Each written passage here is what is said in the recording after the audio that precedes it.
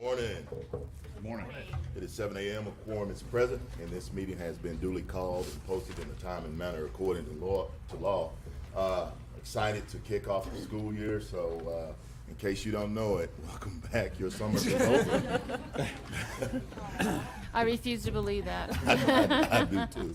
So we're going to have a good time with it, and I'm excited because I think this is going to be a great school year, everybody. I really do. I feel it by faith.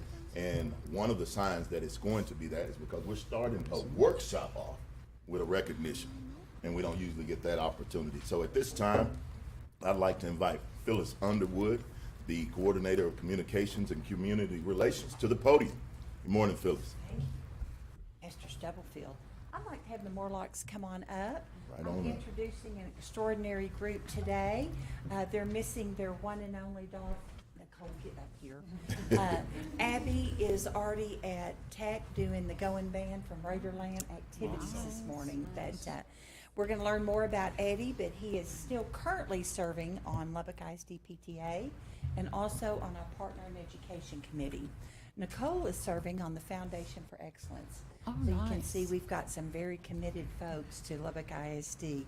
But today it's all about Eddie Morlock, and he has a true servant's heart and truly for education and certainly for Lubbock ISD.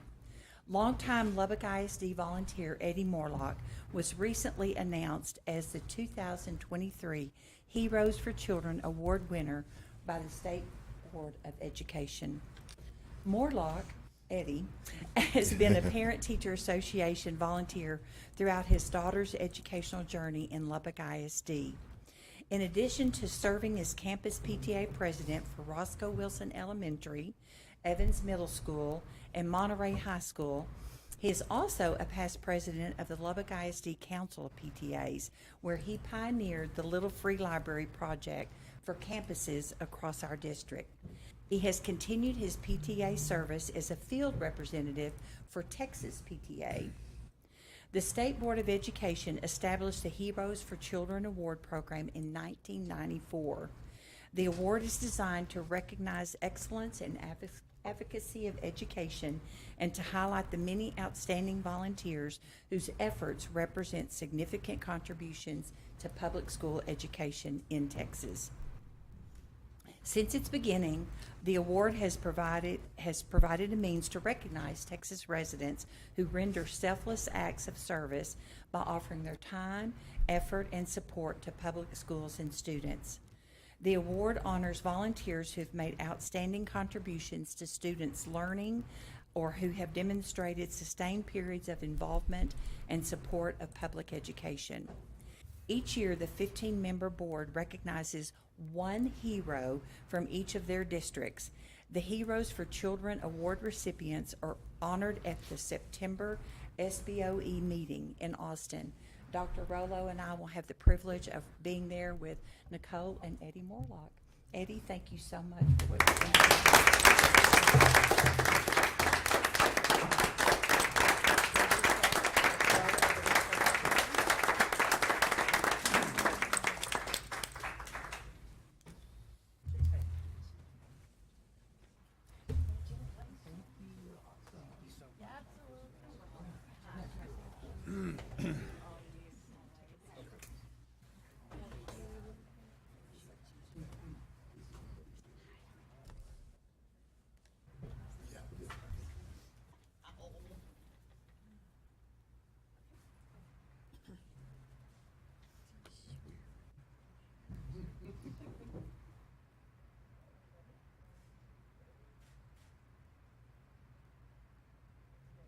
I want to do something. I want to get the whole board in this picture. Y'all I don't was mind? going to ask the same thing. Great minds think alike.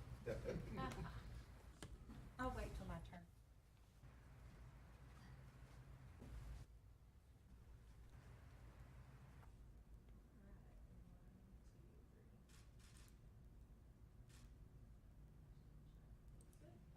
Okay, thank you. The Morlocks and Dr. Rollo and I? Okay.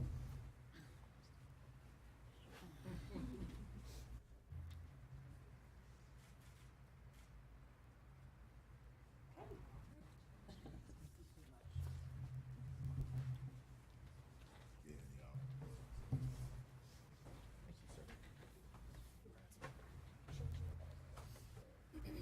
I'm going to take a moment of personal privilege here and just let the trustees express their congratulations to you. Many of us have had the honor and privilege of serving with you, Eddie, and with Nicole. And trustees, anything you guys want to say at this time, Eddie? Well, I'd love to say that thank you so much, Eddie. You know, I was just sitting here thinking about how we couldn't do what we do for our students without people like you in this district. And you've led so many initiatives and led with passion and heart. And we thank you for what you have done. Again, we wouldn't be where we are without you. So thank you. Congratulations. You've been phenomenal. There's not any more I can say. Everybody's already said it, and you know that. I see you often all the way in the schools, and you have a passion for students, passion for what you do, you and your wife. Thank you so much, and God bless you. I'll just say, well earned, Eddie. Thank you so much. You're, for many years, have been a personal, just phone a friend on all the things that I've needed help with in the past. So, on a personal level, thank you, and well deserved. Mr. Morlock, thank you. Any investment in our children is an investment in our future, and so you can rest assured your legacy is secure. So thank you, and I know your wife stands behind you, and so thanks to you both. Thank you, Eddie, for setting the bar so high for our district with respect to parent involvement, specifically dad involvement. You know, the little book house, little libraries, and all the various things you've done to make an impact. We appreciate it, and it doesn't go unnoticed. Thanks, guys. We love you so much. Thank you for your prayers and your commitment. Our prayers will always be with you, man. And just thanks for who you are. We love you guys tremendously. Appreciate it. Thanks. Thank you all very much. Thank you.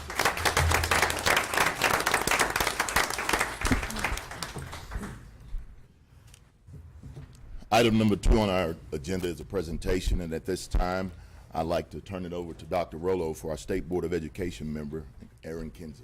Yes, so we are very excited to have our State Board of Education representative, Aaron Kinsey, here with us today. He's going to just share some information with you from this legislative session and a little bit about the SBOE. So, Mr. Kinsey, I'll turn it over to you. Thank you. Good morning. Bright and early. I'm not even sure it's bright yet. Congratulations to Eddie. I think he stepped out, but just to kind of put some context on that, each district, there's 15 of them, each district 1.9 million people. So that's what he's representing today. I'm pretty proud of him also. You obviously know him better than I do, but I'll get to know him over the coming months, I'm sure. But when I ran my campaign for this office, I was always talking about parental involvement, parental empowerment. And so I think he's a great example of that, being so involved in the PTA. So I know y'all are proud of him. I'm proud of him as well. So I want to start with that. My name is Aaron Kinsey. I'm from Midland. Been there for about 5 years. Before that, I was in the military, so moved all around. Spent a good amount of time in Lubbock over the last couple of years, but I've not had the opportunity to come meet all of you, although I've met some of you, certainly. So thank you for giving me the opportunity to come before you this morning. I know that you have a lot of important work to do, so I don't want to take up too much of the time, but wanted to first off come meet you, introduce myself, drop business cards or whatever, so that you can make sure you can find me if you need anything from me. The State Board of Education, we do a lot of things that influence y'all, obviously, and impact the work that you're doing here. So I want to make sure that you have me as a resource as you're going about your duties. One of the important things that happened in this last legislative session, I know y'all have a workshop, so I don't want to take up too much of the time, but one thing that I definitely ought to talk about is HB 1605. If you're not tracking that one, that's one that you'll want to go do some lookups on. So we have about $324 million in funding for public education tied up at the State Board of Education from HB 1605. So it's a very long bill. I looked it up this morning because I thought it was 37 pages, actually 57 pages long. And clearly we don't have the time to go into everything. So I'll just start with a few high points and maybe some teasers, so that if you have an extra 4 hours to read the bill, you can dive in. And I'm sure we can get you extra presentations or something. And Kathy, you and I can coordinate on that. But first off, we want to always fulfill and follow the state laws, and this bill will help us to do that. We've seen a lot of concerns across the state around curriculum, and that's what the bill is focused on. So funding is obviously something to talk about anytime we're talking about curriculum. Right now you're getting about $62 a student. The opportunities there via the bill to get up to $232 a student. And so that is tied to using curriculum that is off of the SBOE approved list that we still have to go develop. So we're going to spend some time over the next couple of years developing that list for y'all to select from. It also involves open education resources in printed form as an additional monetary source there. Liability protection, you know, we hear teachers sometimes talking about I'm scared to teach this or that because I don't want to get a complaint put against me. Well, if they're teaching something off the SBOE approved list, that again, we still have to develop the rules for and then develop, but once we get those going, they will have liability protection. So somebody makes a claim against them, they're going to be able to stand by it as long as they're using those resources with fidelity. Final thing that I kind of mentioned in the brief time we have today is a parents portal. It's going to be pretty important to you. So 30 days prior to school and 30 days after school, all students or all parents are going to have access to all instructional materials for students. So that's going to be a big lift, obviously, for the district. I know you have a lot of duties already, but that's coming to you once we kind of help, again, write the rules for it. So we're going to be busy writing rules for the next 2 years and making lists. Maybe one more thing I'll add is there's going to be a book list and a word list, which is kind of interesting as we're trying to build, you know, cohesive culture across the state and make sure that our students are all learning common works. We have to develop that list as well. So that's one more thing we'll be working on. The reason I came to town was there's the National School Chaplain Association that's going to be here today. And Julie Pickren, who's a member of the SBOE from District 7, was going to be here as well. So I asked her to come along with me today, and I'm going to kind of turn it over to her for a couple of things. She is a former school board trustee. She sat in your seat, so she knows a lot about the duties that y'all have to discharge. She's a trainer, so she'd be a great resource for you as well. I figured y'all would like to hear from her for a couple of minutes about what she's working on.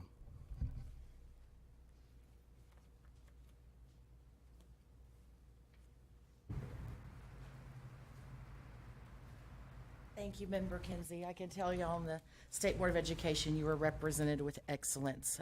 Member Kinsey does a lot of homework, and he comes very prepared, and he represents y'all with integrity. So you have an excellent member. But I'm going to say howdy for my 2.5 million constituents in SBOE 7.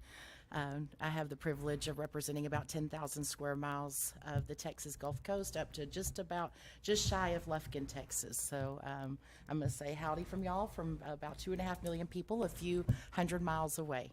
But I'm going to kind of go into a little bit what's going on with the National School Chaplain Bill and I'll touch on 1605 a little bit. So, you know, 1605 was a huge education bill. Like Member Kinsey said, it's about 57 pages long, depending on how you print it out. I like to print my legislation in portrait, so I have lots of room to make notes. And so for me, it's 67 pages long, but that just depends on how you want to print it out. But anyway, so 1605 increased your duties and your responsibilities significantly, and I can talk with anybody that would like to talk about that. Before being elected to this office, I was a trustee for many years, serving one of the fastest growing school districts in Texas. For a long time, when I was first elected, we were the fastest growing school district in Texas, adding about 1,500 students every summer. So I understand what y'all are going through and budgetary issues and financial issues and what have you. So I'll be more than happy to help y'all any way I can. But 1605 added about 19 additional duties to your 36 already additional responsibilities and duties. So you're sitting at about 55. If you divide one of them up, you're sitting at about 55, 56 responsibilities and duties now as a school board and as individual trustees. So at some point, I'll probably do need to look that up and maybe have a workshop just on that. But I want to talk to y'all today about the school chaplain bill. So Texas is leading on this because we have seen incredible data and incredible results from chaplains in many areas of our society and our government. If you don't know, the U.S. Navy right now is experiencing a very high level of suicide in the Navy. And in March of this year, as a response to that, so you think about the federal government, you think about the Department of Defense. They have access to people on all levels, right? Mental health professionals, counselors, right? It's the Department of Defense. They have access and billions of dollars to spend. But whenever they were addressing suicide rates in the Navy, they ordered up 4,000 new chaplains. So that happened in March of this year. So chaplains are an incredible benefit to our society. They serve in our police departments, fire departments, military, prisons, all areas. So the idea of the constitutionality and the legality of a taxpayer-funded chaplain in education is legal. It's constitutional and it's legal. So I have a letter for all of your board members and your superintendent. If you'll give this to him, I'll hand it to you whenever I finish. And it's from Jonathan Mitchell, and Jonathan Mitchell is the former Solicitor General of the state of Texas. He was Solicitor General for many years. And so if you don't know what the Solicitor General, what his duty does, is he is actually a part of the Texas Attorney General's office, and it is his role and responsibility to defend Texas legislation all the way up to the U.S. Supreme Court. So I have a letter from Jonathan Mitchell, again, former Solicitor General of the great state of Texas, talking about the legality and the constitutionality of school chaplains. And so the bill, when it was first filed in February 7th of this year, of course, the first thing that happens with the piece of legislation is that it goes to what's called the Texas House and Texas Senate Legislative Council.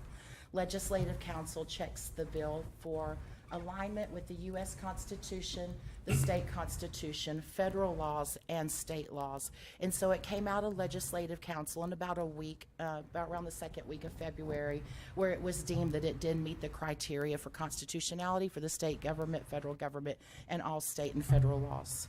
And so with chaplains, I think some of the pushback that we heard from the House and the Senate during that testimony was that the separation of church and state. So just so everyone understands, separation of church and state is not in the U.S. Constitution. What is in the U.S. Constitution is the Establishment Clause, and the Establishment Clause says that state funds, federal government, state government, local governments, which you are, cannot force a religion onto anyone. You cannot create a state religion that people are forced to join.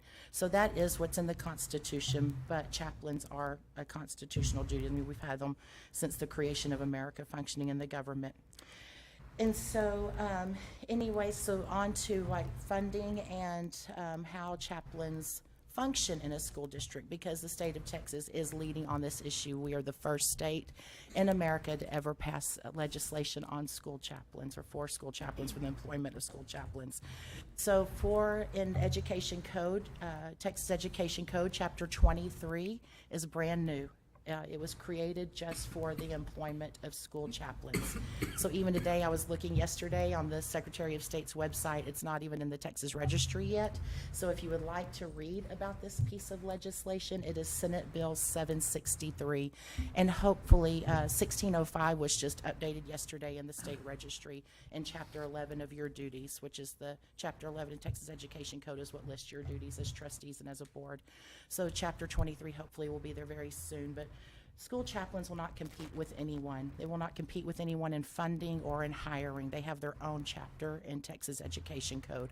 So you can still hire as many LPCs or social workers or mental health professionals as you like, school resource officers, and you can hire, as many chaplains as you like. They're not competing with anyone. So that is going to kind of conclude my presentation. And if y'all need any help, like I said, I was a trustee for a lot of years in one of the fastest growing school districts in Texas, built 9 new schools in 6 years while going through 2 state tax compressions. So I understand. And I would love to help y'all, because when your school district does well, when your students do well, when one of us rises, we all rise together. And so Texas, I'm ready for Texas to be #1 in education. I don't like Florida being #1 now. So God bless y'all, and God bless Texas. Thank you, Julie. What was your last name again? My name is Julie Pickren, Pickren, and I have my my business card also, and I'll give it to each of y'all if you need any help. Just reach out anytime. Thank you God so bless much. y'all. Thank you. Thank you. Thank you.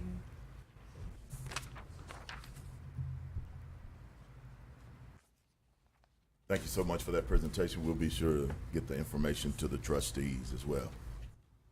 We'll move on to item number 3 in the agenda today, and that's going to, item number 4 in the agenda, academic action items.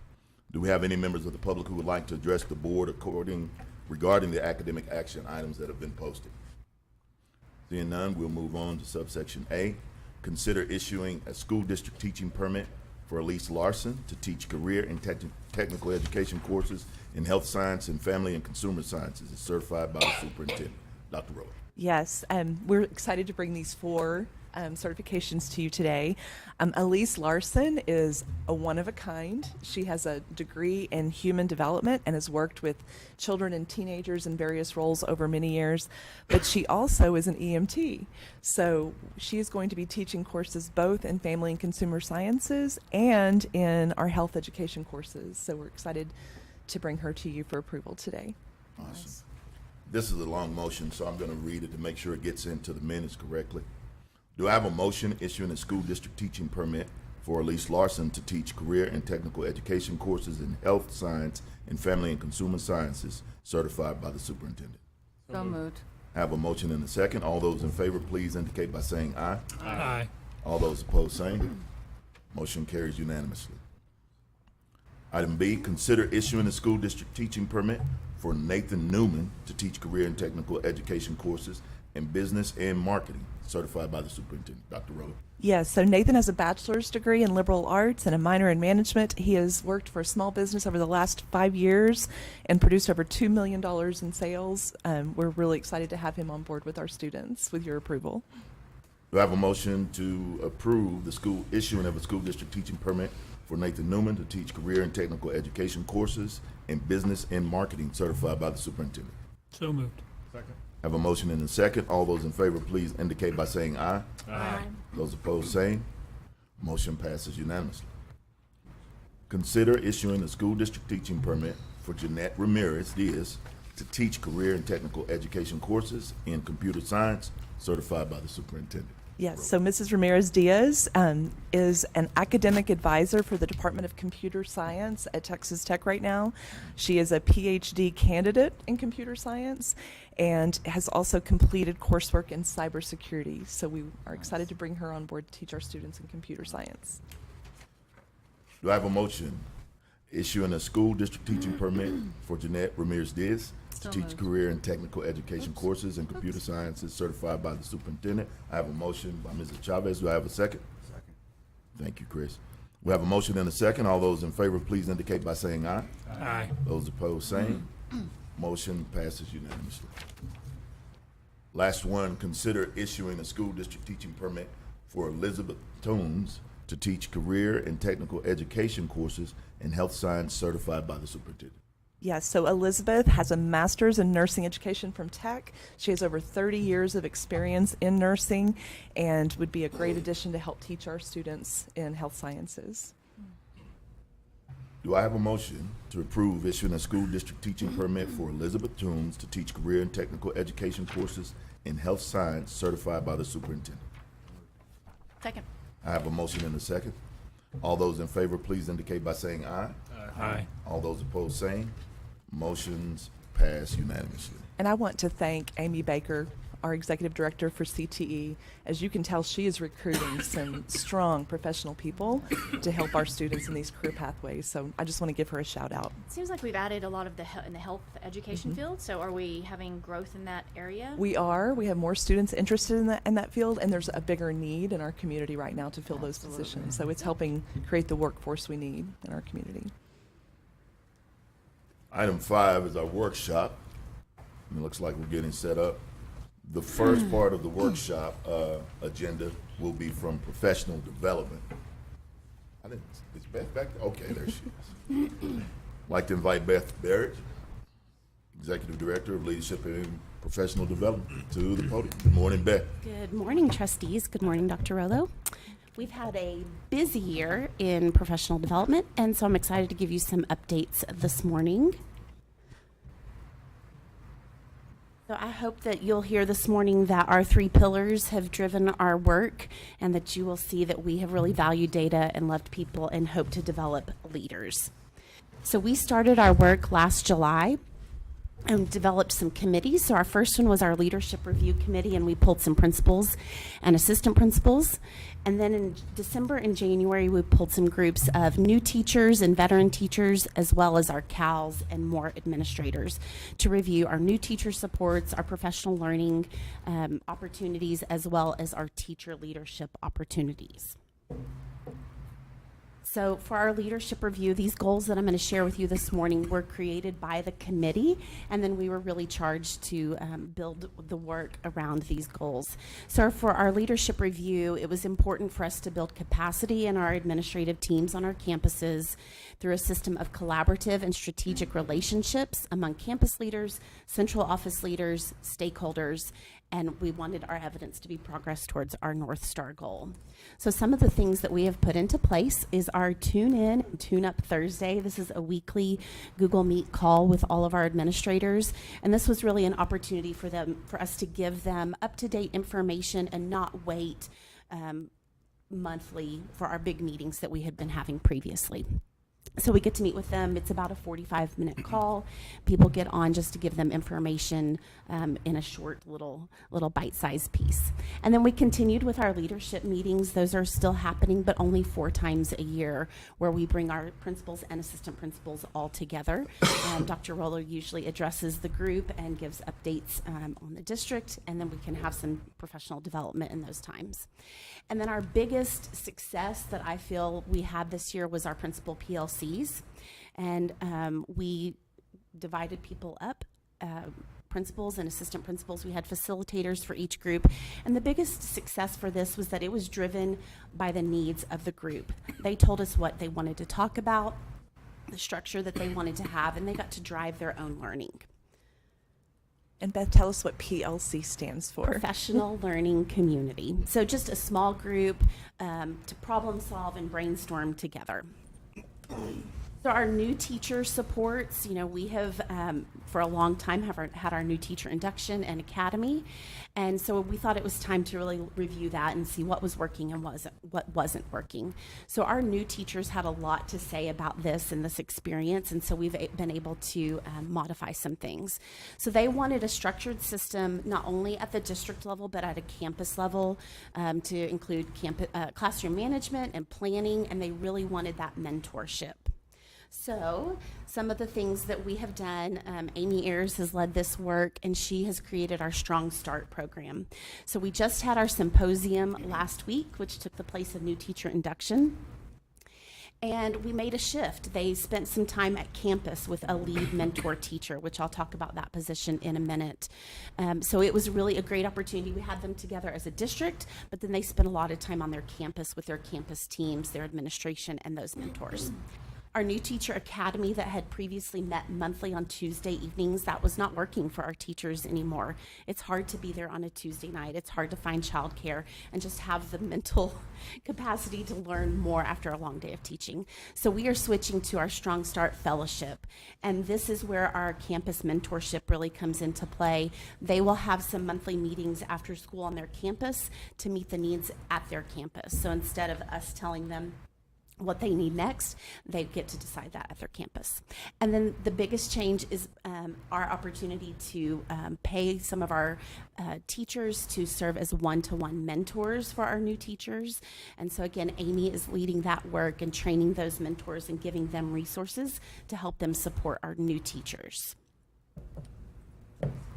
And here's just a few pictures from our Strong Start Symposium that was last week. We've heard a lot of great feedback so far about that, and so we're excited to plan for next year. Our professional learning review really looked at our content focus session and what was working there and what wasn't working. And they wanted it to be more collaborative, more differentiation, more voice for teachers to choose what they wanted. And so we changed the name.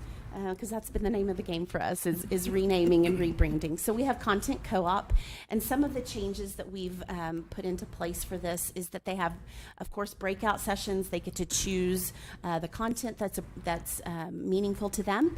Also, some exploration stations where they can go and explore science labs, math manipulatives on their own, and see what might be beneficial for their classroom. We also know that planning time for teachers is super important, and we hear all the time that they want more planning time.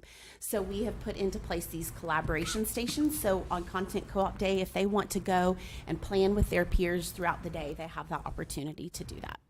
And then we're going to put into place some after-school check-ins with our CNI department, as well as office hours from CNI, so that in between our co-op times, teachers have opportunities to check in and get support from our coaches. So Kim Callison's team has been instrumental in getting this piece off the ground. And here are a few pictures from co-op that we just had on Tuesday, so we're excited to dig into the feedback that we've received. But just so far, the things we're hearing were really positive, and the teachers appreciated that.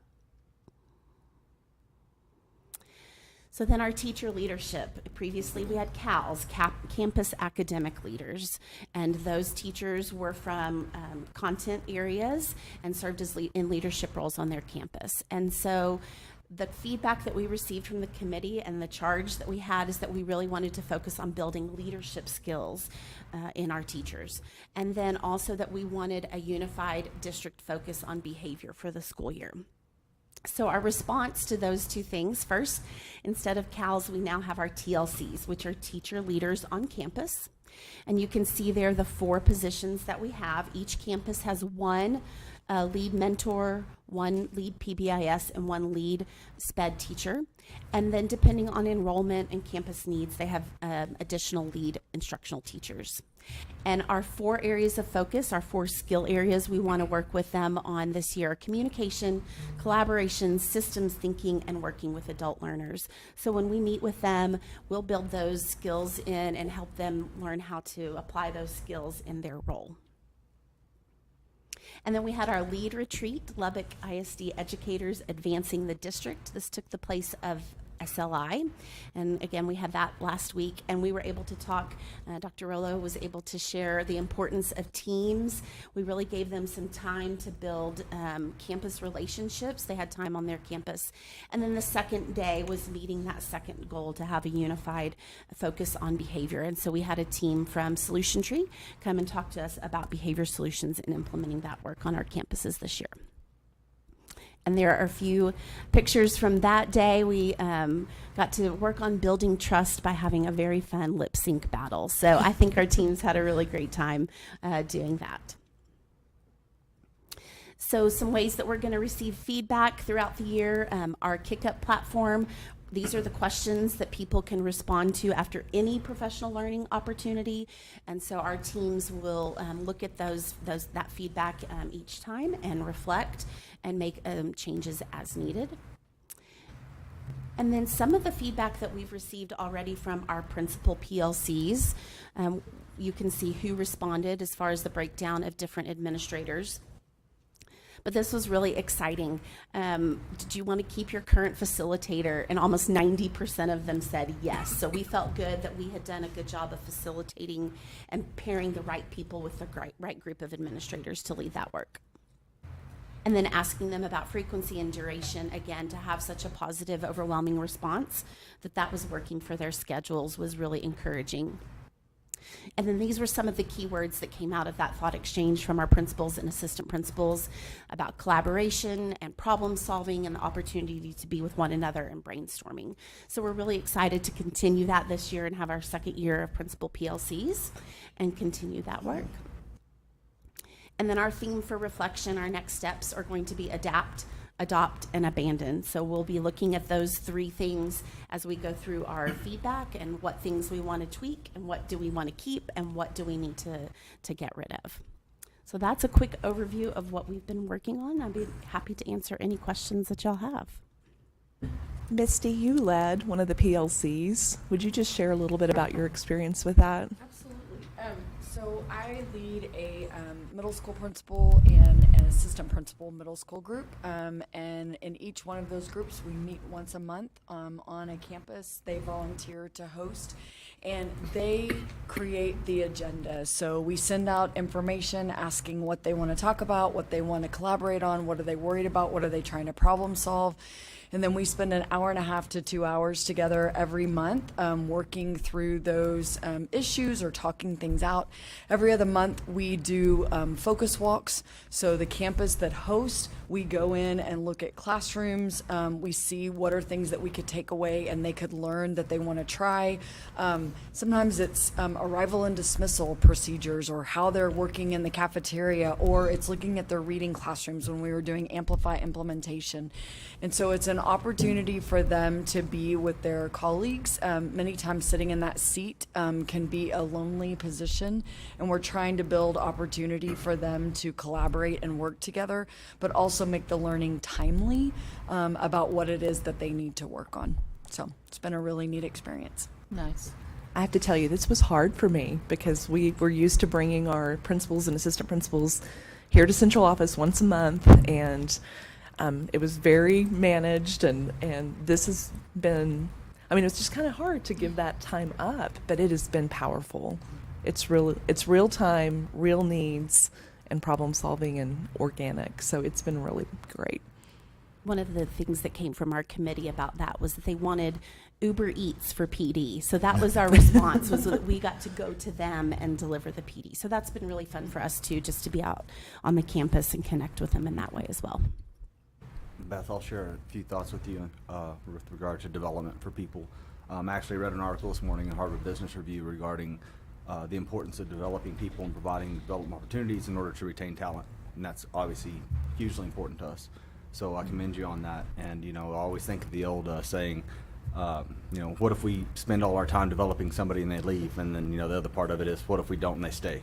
So commend you for that. Secondly, even to go to even older literature, thinking of Maslow's hierarchy of needs, the biggest part of what we can do for people is to help them self-actualize. And so offering these mentor opportunities, even for the mentors, it's good. And then lastly, I really appreciate the part of the 3 A's that you shared. And quality assurance is a big thing to make sure we always get better moving forward. So thank you for your efforts. Thank you. I'm sorry, go ahead, Lala. Sorry. I was just going to tell you, I appreciate the strategic planning you guys have done. You guys have made great changes. And although change is hard for some folks, but this is to be really good changes, so positive. So thank you guys. Thank you. I'm going to say kind of the same thing, Kathy, to your point.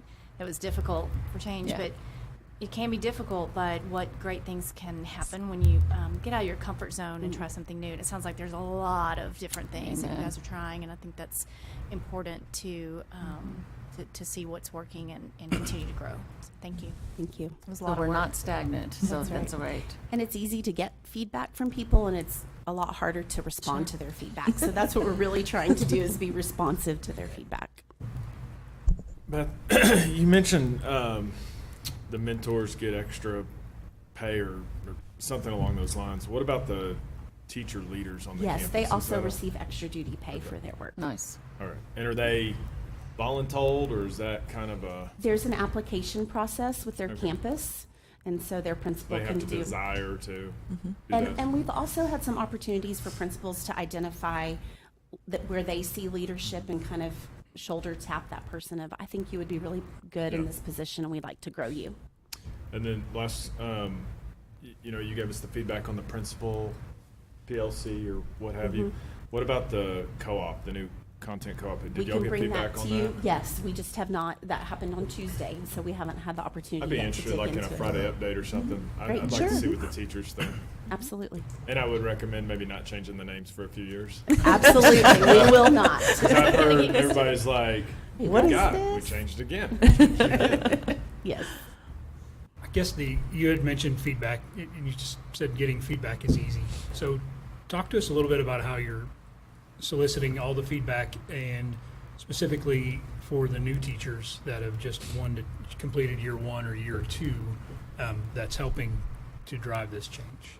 So we utilize, there's a feedback survey inside of KickUp, which houses all of our professional learning opportunities. So after any one of those, they receive an email that says, please give us your feedback, and they can log in and answer those questions. We also regularly will send out Google Forms or thought exchanges to continue to get that feedback from different groups. And I think to your point, hearing from our year one and year twos that just finished those years is really important. Our people about to walk in as year ones, they don't yet know what they need or don't need, and so reaching out to them is a great opportunity for us to hear and reflect on as well. And on our year ones, is that a clear and distinguished separation between adjunct and first year teacher?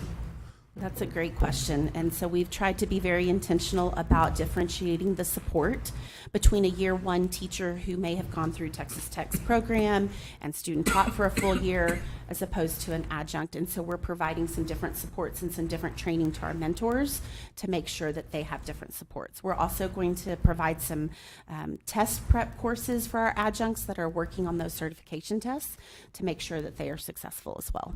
And that's where I'm going with it. I love the mentorship piece, and I'm just wondering, are we, I just wanted to know, are we clearly helping our adjuncts? Absolutely. I mean, I think they would be the ones that need the most mentorship. Absolutely. Right? On how to navigate this new process that they've chosen or has been chosen for them, whatever we say. Yes. So we know who they are and providing some different experiences for them. And the mentorship is, how do they request it? I mean, how does that work? What does that look like? So it's actually assigned to them. So they'll get, their principal partnered them with someone on their campus that they felt would be a good fit for them, either based on content or grade level or even just personality.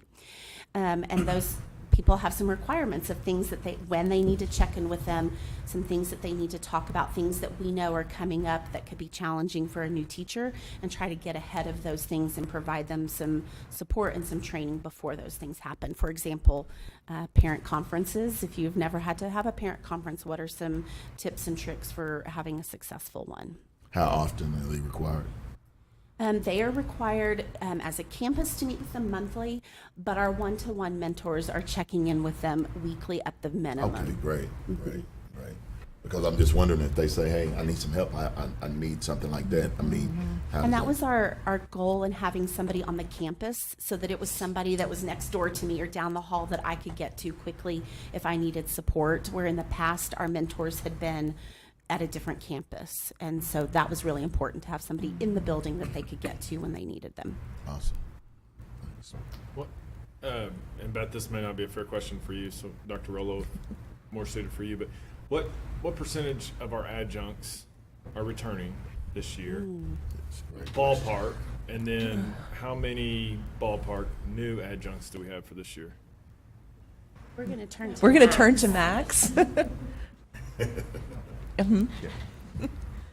That was a good question that you asked about the adjunct, Bill. 'cause In the meantime, that I was think on my I would mind. point out, like, Yeah. the numbers are astounding, and I'm so glad that 90% of the people want their person back. But I would also focus on the 10% to figure out how you can improve Absolutely. moving forward. Absolutely. Ballpark 70 are returning, and we have a little trouble cleaning up our, just because of the way we hired, and that's what we're working on this year, is when they hire as an adjunct, we clear PCN. There's just a lot of number shuffling at the end, so it wasn't too clear, but true resignations from adjuncts, we probably lost about 30 to 35 out of 150 to 170. As soon as they get their teacher or statement of eligibility, they're moved over to a teacher, and we forget they were adjuncts because we have moved them over. No. And Amy has done a great job of asking us to, like, can you clarify that data for us, because y'all need it now, and so we have.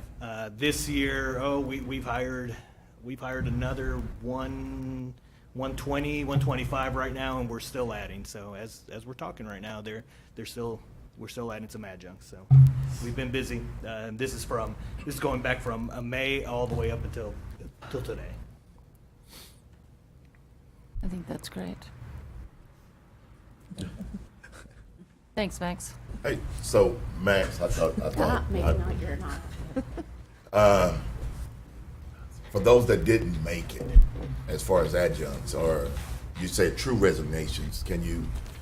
Sure, they, we've had some resign after the second day of PD. That it just maybe wasn't their calling. Others, we do have that, they were support, like they felt they weren't supported. It just wasn't for them, or they have their reasons on. And when they do resign, we do have a list of reasons for them to pick, and they let us know. Sometimes it's just change of profession. It's all over the place, but we do have, and I think we handed that over, and that's where you guys have built your mentorship program off of, is just the support is the need. And we knew that. We just it was a new program last year, and we've gotten a lot better. We know they were 2 years behind. We knew everything that we were getting ourselves into, and I think we've developed a good plan now. Okay. So with those changes where they made, where they complained, where they didn't get the support that they needed, I don't know if it was a complaint. It was them letting us know. We have not reached out to them if they when they resign, and some of them they are invited to a meeting if they'd like, and I haven't had any take one up. I guess, let me rephrase that question. I'm sorry, Max. Okay, those folks that felt like they did not get the support, like, was there a data of that support that they were complaining about, or I keep saying complain, but the support that they were saying, was there enough of it that you needed to look at it? We need to tweak something up? Maybe the tweak is specifying the support, because Okay. it's just a vague drop down answer on an electronic form on what's your reason for resignation, lack of support, and that is it. There's nothing specific, but Sure. that would be worth digging into, Sure. because I don't want to dry that adjunct pipeline. No joke, quickly. yeah. No, thank you. You guys have been doing great. I was going to ask the same question as Mr. Stubblefield just asked, so thanks for clarifying that, and thanks for asking that, so thank you. Thanks, Max. How many of them didn't complete their certification? That tried and they just didn't. They couldn't get it. And those are what we are calling our return adjuncts. We between 50 and 70 that weren't able to complete their.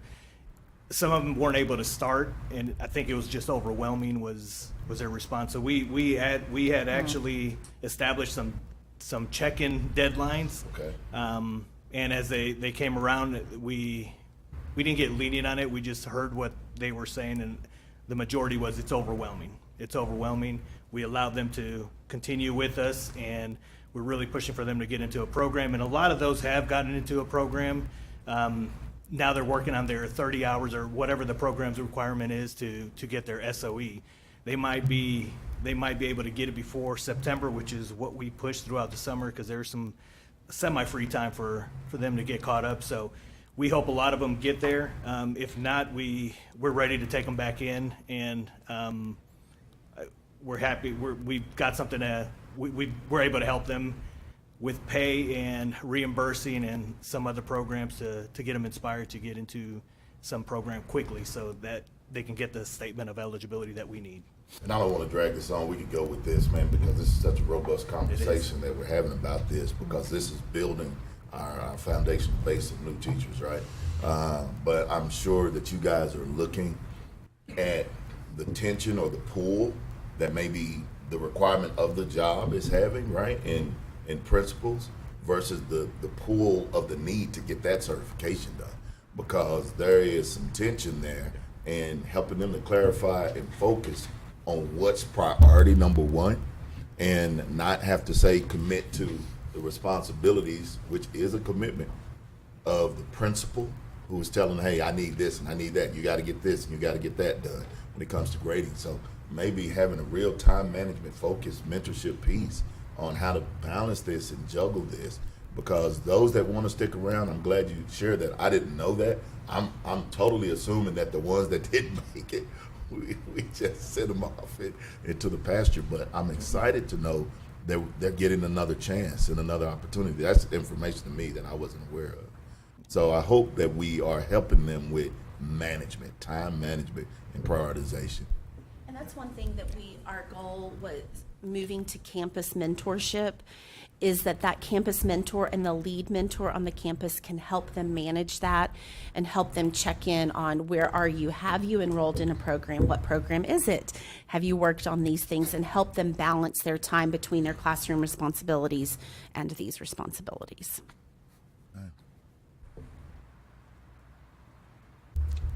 Man, look, I appreciate you. I think we all do. This has been good. This is what workshops are about, so we can ask those questions about leadership. Thank you. All right. Thank you, Beth. Thanks. Thanks, Beck. And Beth, thank you to you and your team for thinking outside the box and being willing to try some new things and abandon some things. We'll move on now to employee benefits. I know we're excited about that. And so I invite Lisa Thompson, the Executive Director of Payroll and Risk Management, to the podium. Good morning. Good morning, Lisa. It's that time of year. Thank you.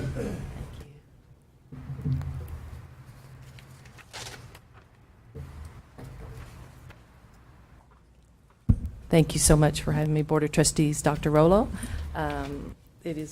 We start actually at the beginning of every year working on this ongoing, but thank you for allowing me the time to revisit this today as we're planning for our 2024 benefits plan. Certainly thank you to the Board Operations Committee, and would like to introduce Marcia McClellan Group, Heather Reynolds, Julie Barnhill, and Julie Lawson. They are our consultants that you allowed us to engage last year and have been such a benefit to us in providing us support and data to help support our plan. If you, let's see. First, we'd like to present a summary of benefits offered at Lubbock ISD. Okay. Sir. Reconnecting here. There we go.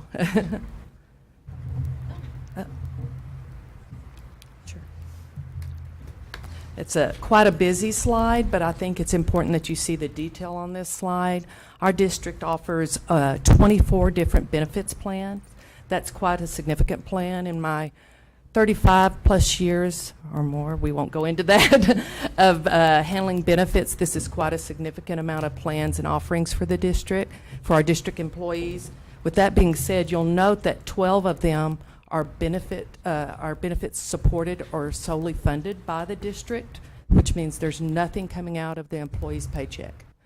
The 13th one would be the employee's health plan, which the district provides $391 towards each employee's benefits each month. So did want to point that out. There are a couple new plans this year, Hinge and Wonder, which have been really well received by the district. We continued our diabetic wellness plan. And this year has been our first year with the new dental plan, which is the Blue Cross Blue Shield program, Blue Care Dental, which the district provides $22.10 a month towards that premium. Any questions on that? I won't go into detail, it's pretty busy. We did want to highlight the zero copay clinics. That is a significant benefit that I am not aware of any other district offering that in our area.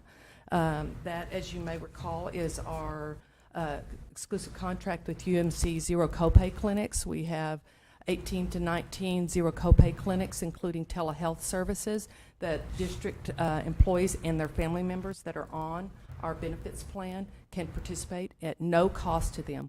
The district fully funds their office copay visits.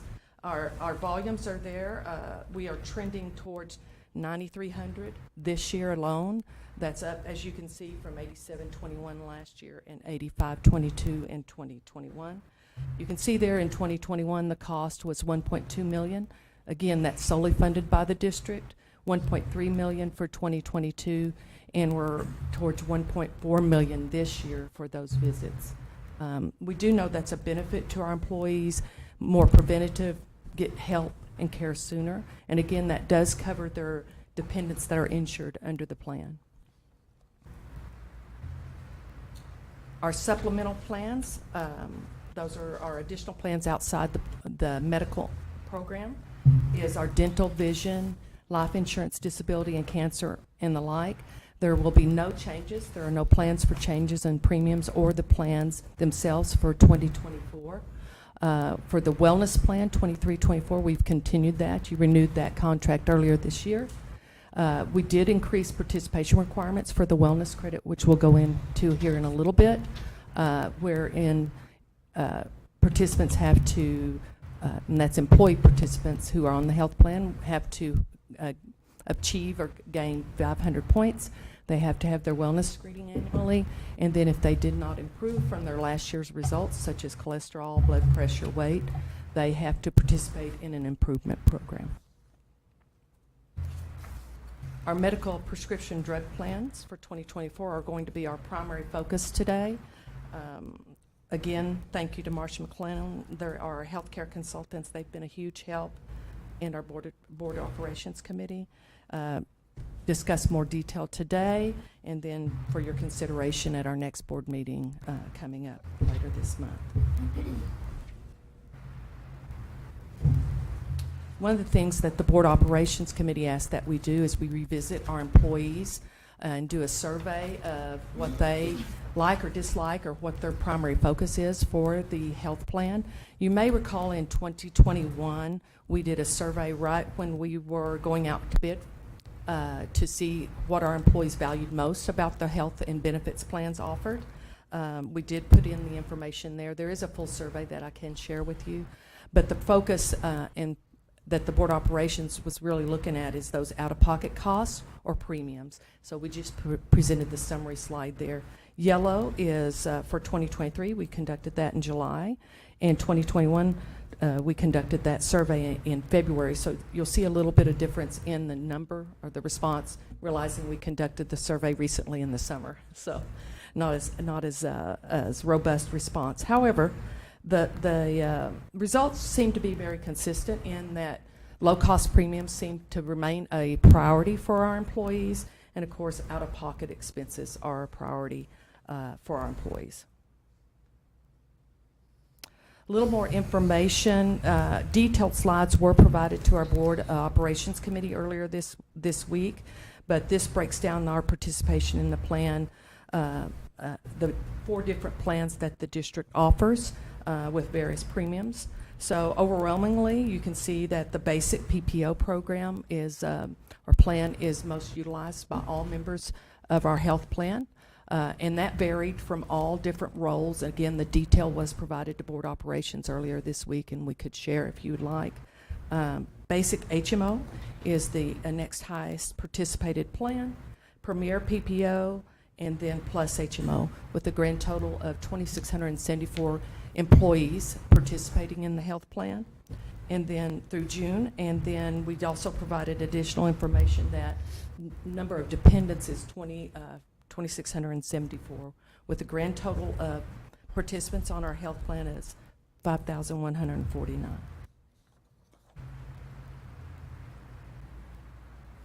This slide is a slide that has been really helpful the last couple of years, and again, thanks to Marcia McClellan. This provides an average monthly cost or value of the plan per participants, and this is the monthly average that it's costing. And as you may recall, we are a self-insured health plan, so that means we pay those claims ourselves. And Blue Cross Blue Shield is our third-party administrator and administers that plan. So we have data there for 22, 23, and 24, broken down by plan. In particular, I'd like to point out 23 to 24 in the basic PPO, which is in pink.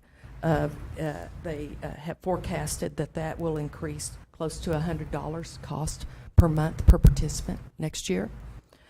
Basic HMO also increasing, and Premier PPO increasing also.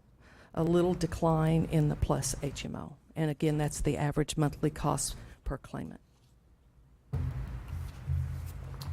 Our plan performance for 2023 I think this is a very important slide. It's giving you currently where we're at from January to June 2023. So our expected claims were to be around $9.5 million. Our actual claims are over $10 million.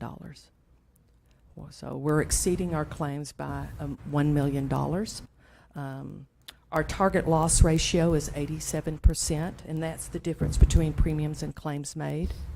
And unfortunately, we have seen those go up, and our current maximum claims liability loss ratio is 97.7%. So that gap has closed because of our increase in those claims. That increased from 93.5% from May, and then just as a note, we ended in 2022 at 87.5%.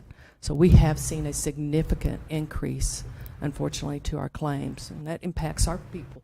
And those relate to some significant catastrophic health issues that our family, our Lubbock ISD family, have had happen. So we have to plan for next year. And so looking ahead at planning for 2024, this is an estimated annual cost, and this is fluid as these costs come in. And with inflation and all the information that we have, this is a moving target, if you will, somewhat. But this is a projected estimate of our claims. You see that broken down by Blue Cross Blue Shield, Employers Health CVS, that's our prescription drug program, our stop loss premiums. We are very fortunate that our engagement with Employers Health and CVS has afforded us with rebates. That's helping us with $2.8 million back, as well as our Prudent RX program that we engaged a couple years ago. We expect our lowest claims expectation is around 22 million. Our maximum claims could be 25 to 26 million. So our challenge is planning for next year. And you can see underneath, with current Lubbock ISD contributions, that's the $391 a month per employee per month, and then our employee contributions, that's the premiums they pay into the plan. We're basically going to break even if claims come in at the low estimated cost.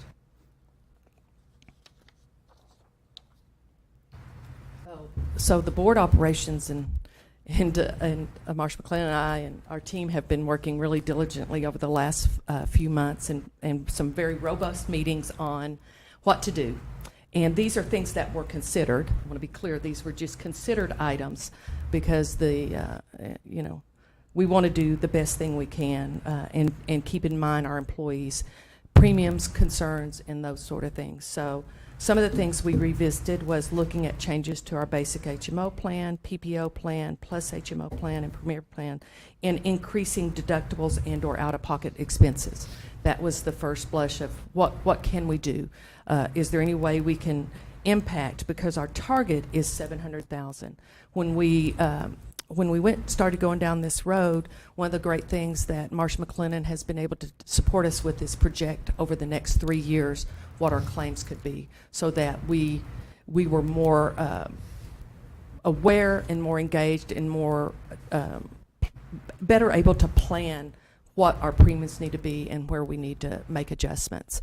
And so in looking at that, to meet our needs of our staff and pay our claims and basically break even, is $700,000 we need to find to help fund the plan to keep us going. So we looked at these plans here, and you can see the value of the annual savings potential in if we were to choose one of those plans.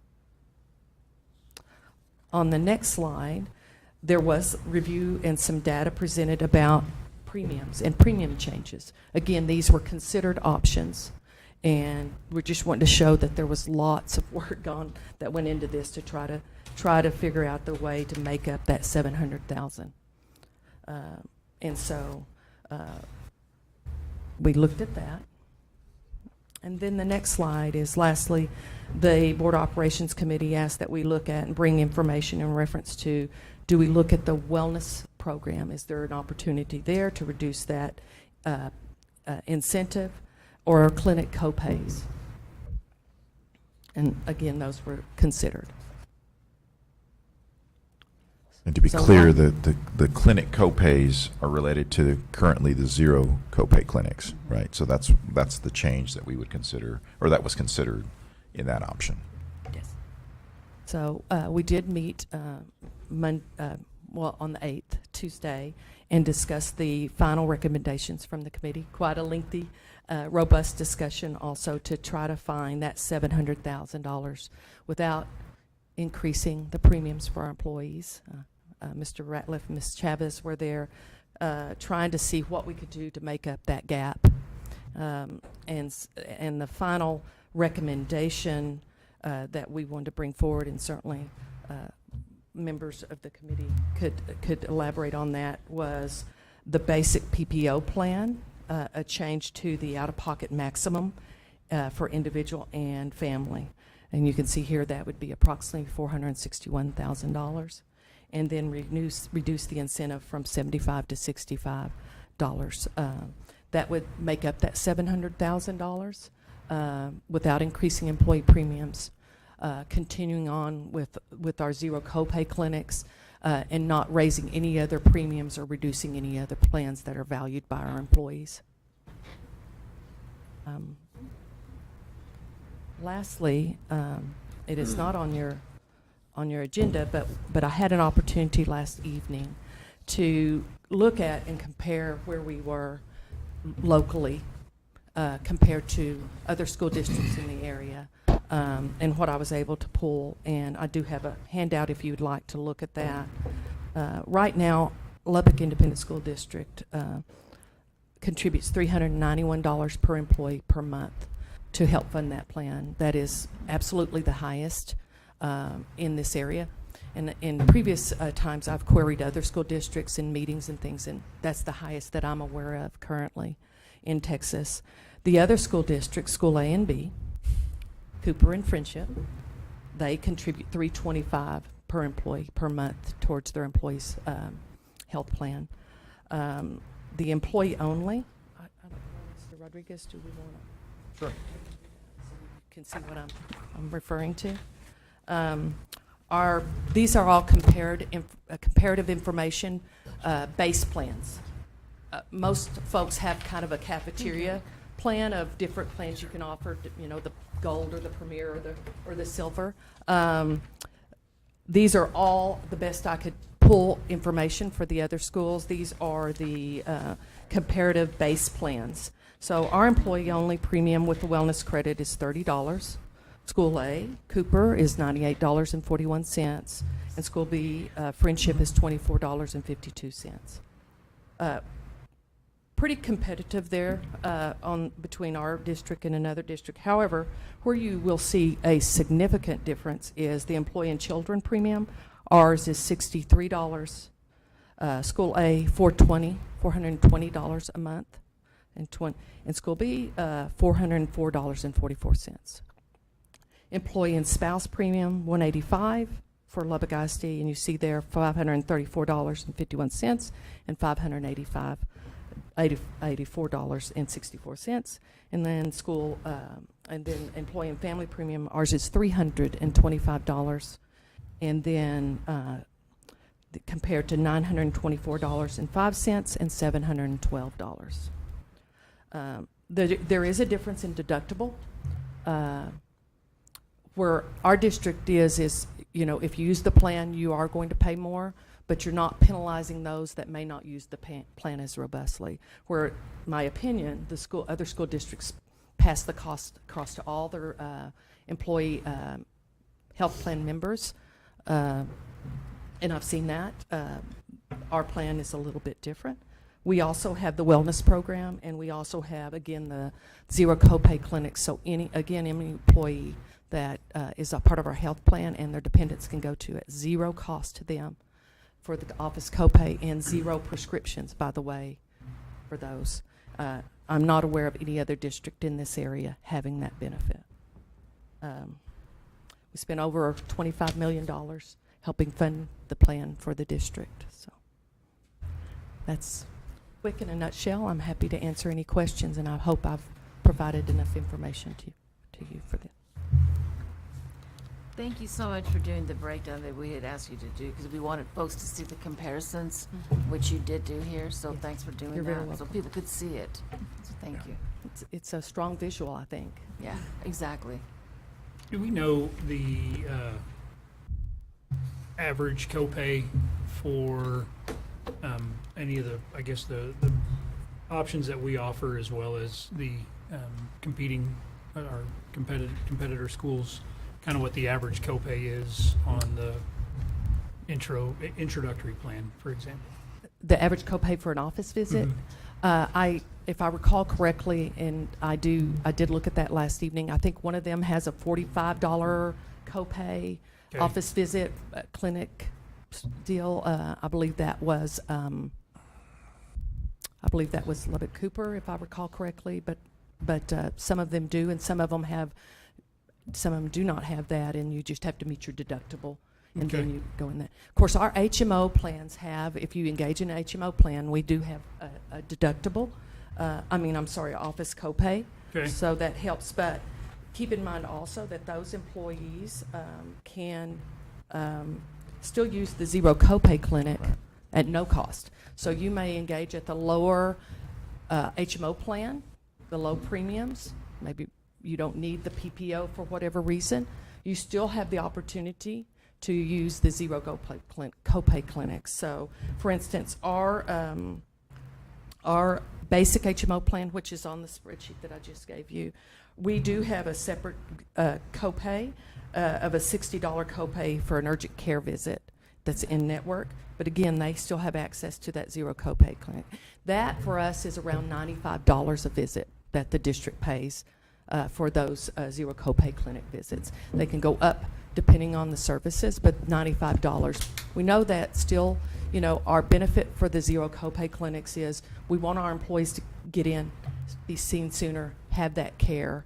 One of the things I think that I like to promote is our focus on wellness and care sooner, and before our employees or their loved ones get sick. The nice thing about the zero copays is they are open on weekends. We have telehealth, telemedicine, so there's opportunities. I will tell you personally, I've called at 2:00 in the morning, not feeling well, and it was quick and ready. So, but I've seen 45, 75 on those other sites, other school districts. Lisa, you mentioned the zero pay for prescriptions. That only applies to antibiotics, correct? Or is there other prescriptions? The zero pay on prescriptions? There are other, thank you for clarifying. There are other prescriptions. It's quite a lengthy list. It's on our website. So we have a special carve out also with United Pharmacies for those zero copays. So it could be antibiotics, it could be other prescription drugs. And then of course with CVS, we have very low cost. Some of them are very low cost, $4, $15 preventatives, such as $1.48. Yes, $1.48, yep. Those sort of things.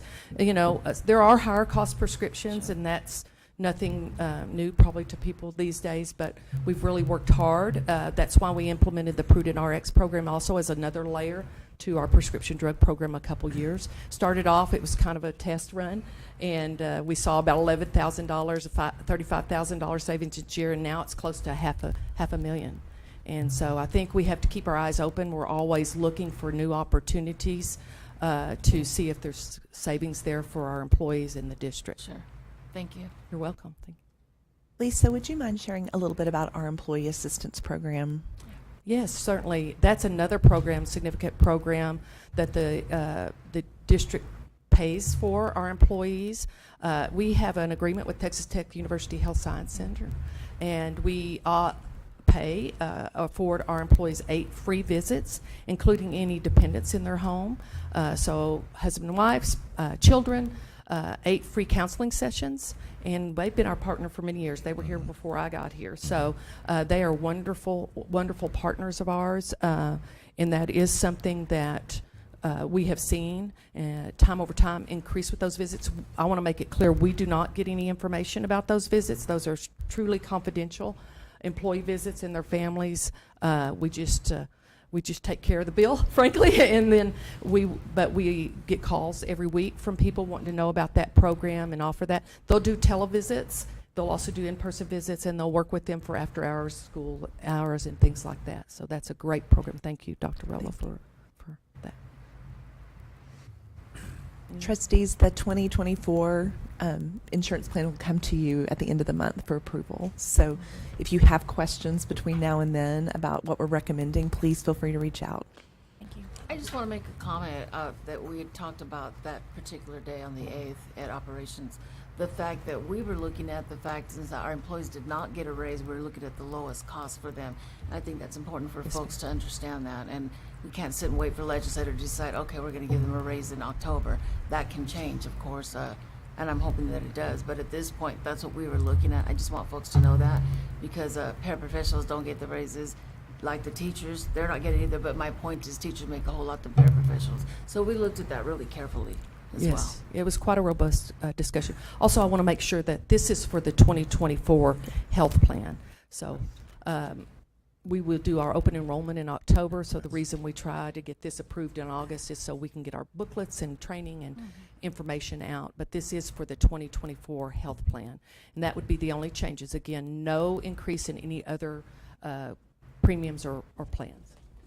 So I think just to share with the rest of the board, we've done a lot of work in the past together on this. The hierarchy of how we kind of came to that decision was what Ms. Chavez said, was to recognize that the potential for not getting a raise is definitely there, and how can we have the least impact to everyone while we went through. And as we looked at the importance of things, Mr. Rodriguez shared with us that the employees view the wellness credit as income, right? I mean, you felt like if we dropped that, one option we had was to look at that from going from 75 to 50, and that it would have been perceived as a $25 pay cut in that. And so definitely wanted to be mindful of each person and how they viewed this without raising monthly premiums and still providing the best option. And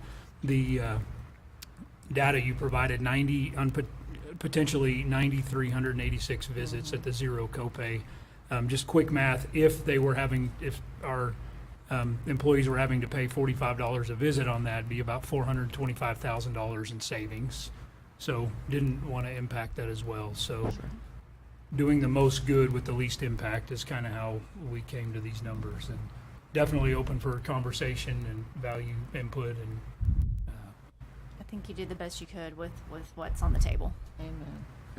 And keeping in mind that the wellness program is voluntary. It's not required for our employees to participate. It's absolutely a voluntary participation program. And so if you want to leave that amount of money on the table on a monthly basis, then you're welcome to do that. You don't have to participate and do the checks and so on. But we think it's enough of a value, and we have, and we presented in previous years instances where this wellness check, that we do, the screening, the health screening, has really saved people's lives, because some things were discovered there that nobody was feeling, nobody was checking, and all of a sudden it prompted a doctor visit that then things were found, and we were able to bring resolution to they were able to bring resolution to those things before bad things happened to our employees. So always looking out for overall our employees and what's best for them, both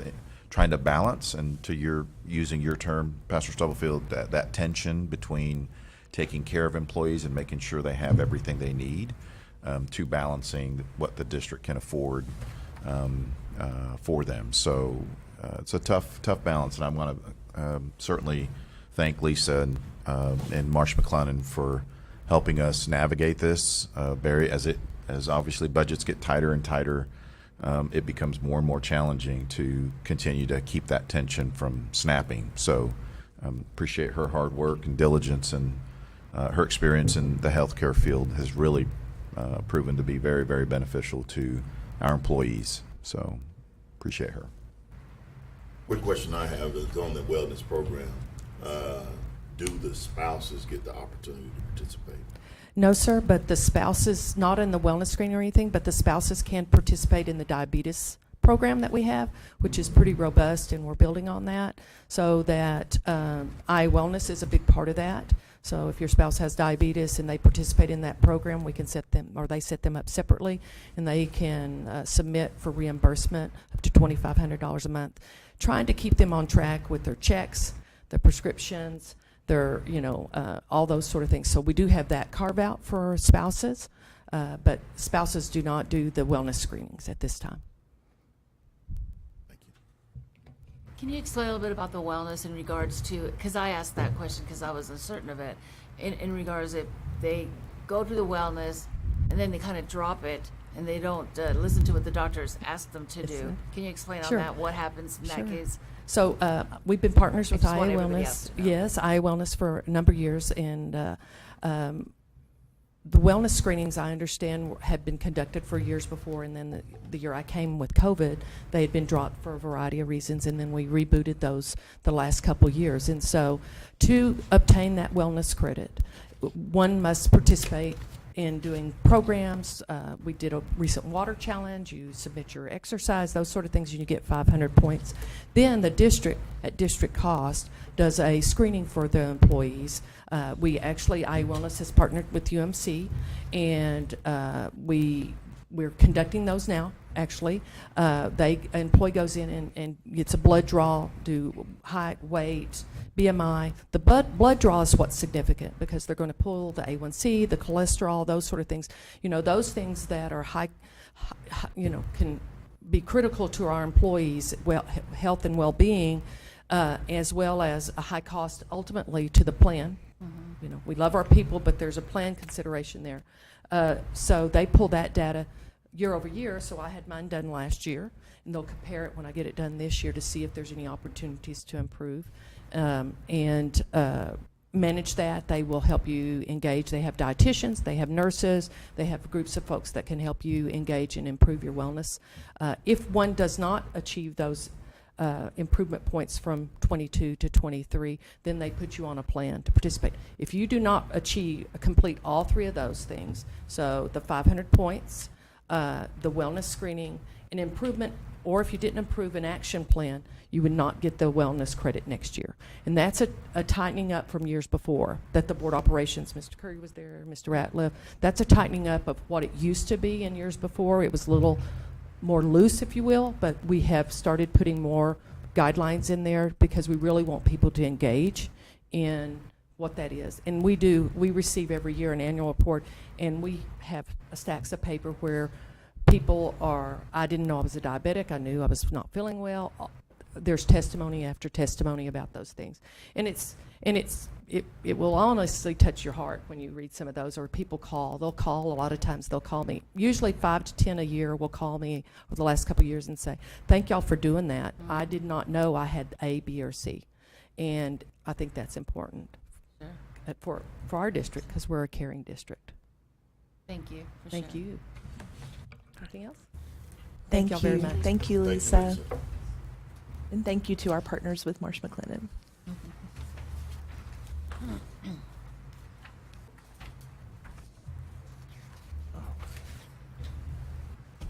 Now the moment we've all been waiting. First read of TASB policy updates 120 and 121. Yes, sir. Take it Riveting, away. I think, is the word that we promised. So this is our first reading. We will bring this for your vote in the end of August at that board meeting. And these have been part of your superintendent update every week. I do want to point out these two readings are not the most recent legislative session. That will come out, that it will be update 123. And so that is promised to come out either between October and December of this year. And we'll be ready to discuss that as well when they are ready. So as we get started, you've seen the timeline. This is your first formal reading, but you have seen those inside your superintendent update. I just want to point out there are red stars. We're going to look at all of the local policies. There are red stars on numerous of the policies. All that means is this is a really insignificant change. So it's typically a word change or a correction of the year or something that is pretty simple. For example, this one is on board member elections. and we are changing the term position to seats as recommended by TASB. So it is a insignificant change, but it's just a vernacular change that was recommended, and you'll see that on quite a few of these. On CB Local, there's a recommendation from TEA that we bring to the board every application for grant that we apply for as a district.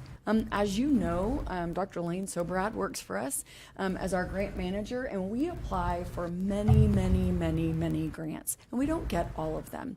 After discussion with TASB and talking about the nuance of our district, it was recommended that we change that wording to be awards, so that we bring to you things that are awarded so that you can see those, and then there's opportunity for public comment, but not every single piece that we apply for. If you would like to see the applications, we can send that through superintendent update or another venue in order to make that work for you. The next one is CKC Local. This one requires that we have in our operations plan what to do for train derailment for anything that is located within 1,000 yards of a train. So I'll let y'all think about Lubbock geography for a minute and process that, but we do have that as part of our emergency plan, just in case.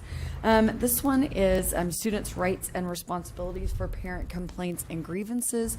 It made specific changes if a parent wants to grieve or complain about the results of their food and nutrition process. That is not something that we decide inside the district, but it helped to clarify what that language is. Everything else inside this already matched our policies and procedures for what we do for complaints. This is FO Local. This is talking about restraint policies for students who receive special education services. This has already been updated in our procedure practice as part of S4 that Kami has already taken care of with her group. And that concludes update 120. We'll look at update 121. 121, this is CFB Local. This says that no item can cost, or one unit of item can cost more than $5,000. When we talk about capitalization of assets, that is something we already have in place and are using. This talks about our police officers that we have to have in our procedures for their body-worn cameras. Chief Mendoza already has that in place, and that work is already there. This talks about our pest management system, and this is a language change that already matches what we talk about. It's around residential property, which we don't have at the time, unless you count the ag barn, which we are no longer using.